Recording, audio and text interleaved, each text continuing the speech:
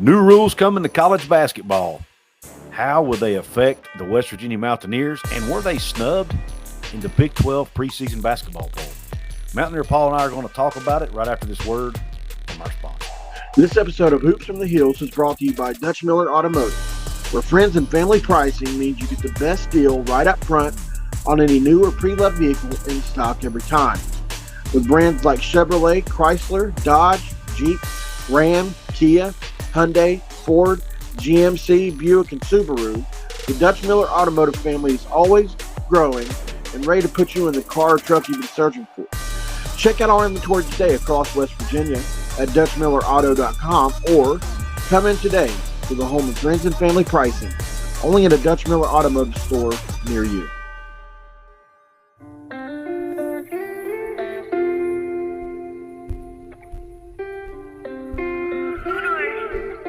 What is up, college basketball fans and West Virginia Mountaineer fans? This is Couz. And my name is Mountaineer Paul. And we present to you another episode of Hoops from the Hills, baby. What is going on out there? All of you people in college hoops land. We are here to talk about what was discussed at the Big 12 tip-off, they call it. It's the Big 12 basketball media days regarding the new rule changes as far as block charge calls and how that may or may not impact West Virginia. And then we're going to talk about where West Virginia stood in the Big 12 preseason polls. Paul, how you doing, man? Doing good, man. You know, we got a big day coming up tomorrow. Yep. But this is a basketball show. Basketball's right around the corner, man. It's not too far behind. A couple weeks away. You know, it's just a little over a month away, right? Yeah. So, pretty wild. Yep. All right, man, let's dig in. The first thing I want to talk about, that you and I discussed off air a little bit, is the new block charge rule in college basketball. For those of you who may not know, and I'm just going to read this to you. I'm not going to share it, but I'll just read it real quick. The Big 12 coordinator officials was at Big 12 tip-off, which is Big 12 media days, talking about the new block charge rules. And here's what he had to say. And then we'll get into what the rule actually is. He says, it's going to be drastically different. What I've told our coaches is, and what I want the media to understand, we watched 100 plays from last year that were called charges. 96 are now blocks under the new rule. It's almost impossible to take a legal charge anymore. Not impossible, but almost. Now, this comes from an article, by the way, over at WV Sports Now, written by our good friend Ethan Bach. So I want to give a shout out to him for the article. But the actual rule states, here's the actual rule. Under the recommendation, a defender would have to be in position to draw a charge at the time an offensive player plants his foot to go airborne to attempt a field goal. If the defender arrives after the offensive player plants a foot to launch toward the basket, officials will be instructed to call a block when contact occurs between the two players. Currently, defenders must be in position to draw a charge before the offensive player goes airborne. So basically, right now, the way it sits, the offensive player can be going toward the basket, plant their foot. Then if the defender slides over in front of them, they can draw a charge at that point. Now, the player will have to get to their spot before the offensive player actually puts their foot down to go up to the basket. So, Paul, what do you think about that new rule, first of all? And then second of all, how do you think it will impact West Virginia, if at all? Well, from what I gather, it's more of like a bang-bang kind of thing. It's going to be more of they've got to make it to the spot simultaneously almost. And to me, that's extremely hard to time up. Mm-hmm. I couldn't imagine trying to do that. We've had some really good charge takers over the years. You go back to Gabe Osaboyan, Nate Adrian, Cam Throman, Kevin Pittsnoggle was really good at it. Mike Yancey was really good at it. We've taught that here or there at West Virginia for a long time. It's been a staple of what we do. Why? Because we don't recruit five-star players typically, and we usually have to develop talent typically, and that talent is usually not as good as the talent they go against. So you play fundamental basketball, and taking charges have been a part of basketball for as long as I've known basketball, which is my entire 38 years of life. Mm-hmm. You can't take charges out of the game, and that's what they're trying to do not only does it give blue bloods and athletes an upper hand, but it gives Cinderellas or teams that have less talent less of a chance. It's just one thing. It might just be one thing, but there's a compilation of things that have happened over the course of time. Just like hand checking, whenever that started or got taken out of the game, that hurt teams that played fundamental basketball. The way that they've dove into how the pick and roll is all geared towards offensive players now. Just everything is geared towards more points, less defense, and it's not sexy. They're trying to watch the NBA. Yes, it's not sexy to watch the way Bob Huggins' teams played over the years all the time, but it was a winning brand of basketball. Some people say it's outdated. Maybe it is. Maybe we're in this new Euro style. Well, it's not new. It's been around for a long time, but some of the things that they do, we are doing now. So anyway, how would that impact a West Virginia basketball team coached by Bob Huggins? It would be hugely impactful. And I would say that, Hugs was on the rules committee for a long time. So I don't know how easily or how much he could impede a rule. It strikes me funny that this happens the year that he's not coaching. I'll just say that. So don't know if Hugs could have stopped it totally. But now that he's gone, he was probably one of the bigger proponents, at least gone for this year, of the charge. So Josh Eilert is on record of saying, listen, we're going to take some of his defensive principles, but this team's going to be about spacing and filling lanes. And so Josh Eilert is trying to modernize what we do here and play kind of like how Kansas does and other teams in the Big 12 that aren't so congested in the lanes. Right. And it does allow for a more free-flowing style of ball that is appealing to the eye, to recruits. And that's one of the reasons Hugs had to recruit the way he did, was because, let's just be honest, 4- and 5-star kids want to play in an offense like Bill Self plays and not an offense like Hugs plays, who Josh Eilert has, in his own way, been critical of Hugs' X's and O's by default. He hasn't said anything about Hugs, right? But he's changed everything offensively that Hugs ever did, right? And so that's an indictment of itself in a sense. So Iowa's changing, basketball changes year to year with the rules, but I think at the end of the day, I don't think this is going to impact this West Virginia team very much. Any team before this year, yeah, I agree with you 100%. Not that Josh Eilert's not going to want to take charges and play good defense, but I don't know that it's going to be their calling card, so to speak, like it was with the Bob Huggins team. He wants to get up and down the court, go fast, like you said, spread the court, maybe be more offensive oriented. I don't want to say they're totally going to forget about defense, because they're not.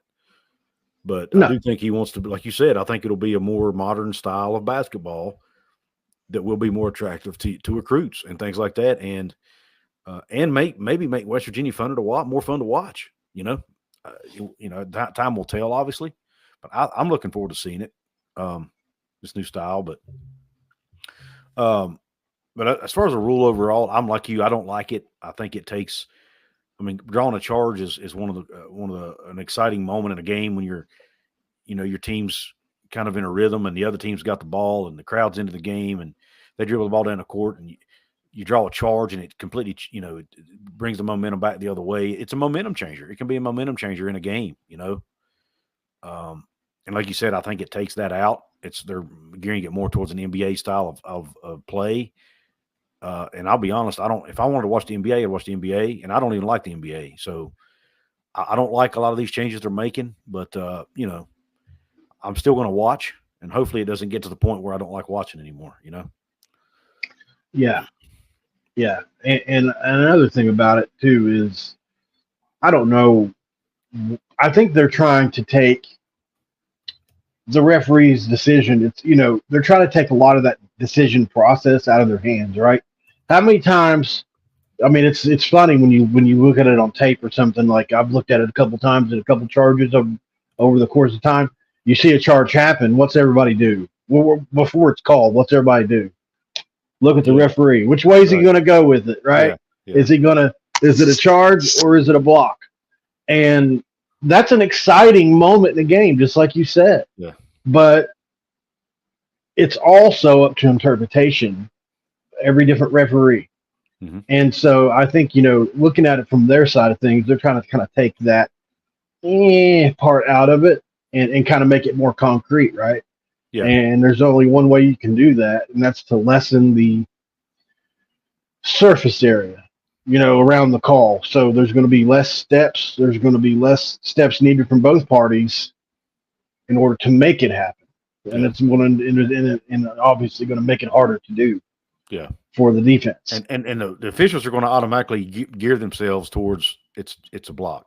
I mean, it's because they're going to know how hard it is to draw a charge now. They're in their mind, they're automatically, because human nature is going to make them lean towards every time. Well, it was a block, right?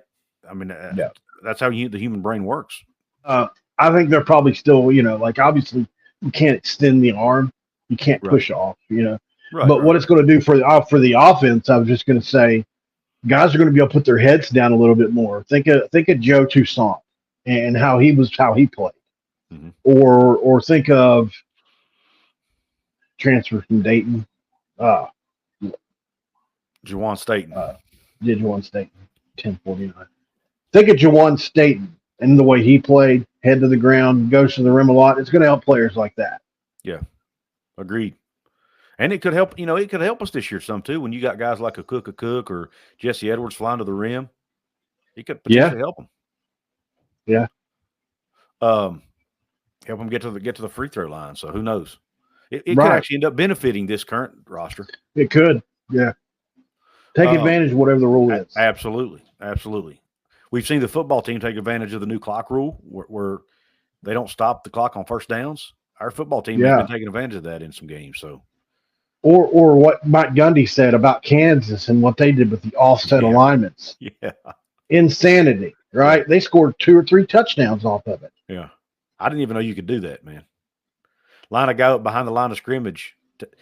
He's technically on the line, but he's back. He's moved back just enough to where he's not in the backfield. But yet he looks like he's in the backfield, so your guy doesn't know it, and then the next thing you know, he's running down the field for a score. I watched that live. Fairchild looked like a blown coverage. I had no idea what the heck happened. All right, let's move on to the next topic, and that is West Virginia. The Big 12 preseason poll has the Mountaineers at 9th. Is that good, bad, ugly? What are your thoughts there, Paul? Do you think that's fair? It's hard. I think you look at Jose Perez being gone, that's a big loss. People want to believe it or not.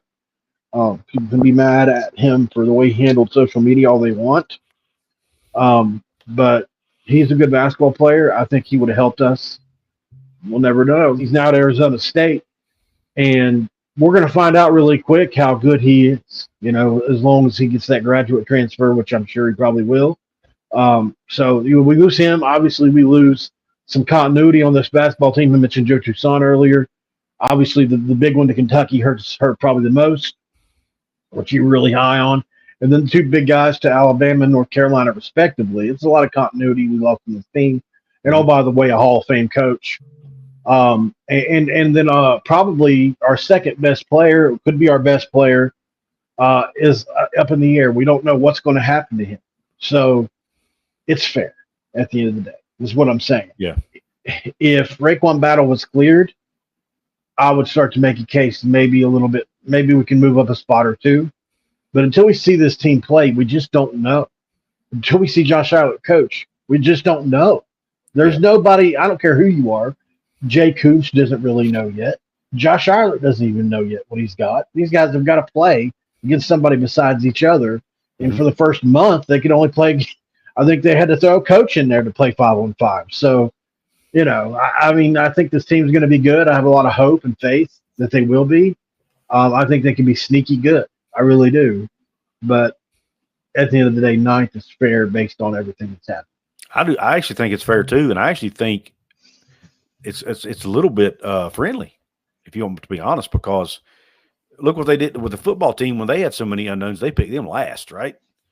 Yeah. Basketball teams went through a lot worse turmoil than what the football team has. But I think what they've done, they looked at the roster of the basketball team. You look at Jesse Edwards, you look at Kirk Creesa, you look at a Cook. Well, I mean, we've got some talent. And I think they've looked at that and said, okay, this team's going to win, X number of games just based on their talent alone. Yeah. Regardless of everything that's happened, If all that other stuff hadn't happened, well, they might have picked us to finish in the top 5 in the conference. Who knows? There's no doubt. Now, there's one outlet out there, and I don't remember which one it was. It's not really relevant, but there was one that picked us to be 12th or 13th in the league. I do think that's a little low, probably. But There's even no again, I mean, they probably did it because of all the unknowns on the roster. But to me, the talent on the roster, based on the talent we have, I think 9th is about where we should, based on the unknowns, it's about where we should be. If you look at just the talent alone, we'd be higher than that. But you got to take more into account than just the talent. You want to hear something crazy? If that happens, guess who's not the coach next year? Oh, yeah. Probably Josh Eilert. Right. If we finish 9th, yeah, we finish 9th, there's no reason for us to keep him. As far as what Gee said is concerned, right? I mean, based on those comments that he made, he said he could win the national championship or whatever he said, make the Final Four. And he was still probably there's going to be a process in 10 months, 9 months, or 8 months, however, whatever it is now.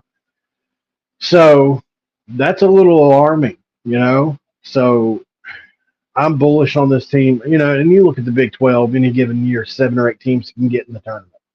So you've only got to move up 2 spots-ish. Get up to 7th, and you're going to be in that tournament conversation. And then you could probably, I truly believe if he makes the tournament with everything that's happened, I don't see a reason not to hire him unless there's just somebody out there that's can't miss slam dunk, maybe a Dusty May.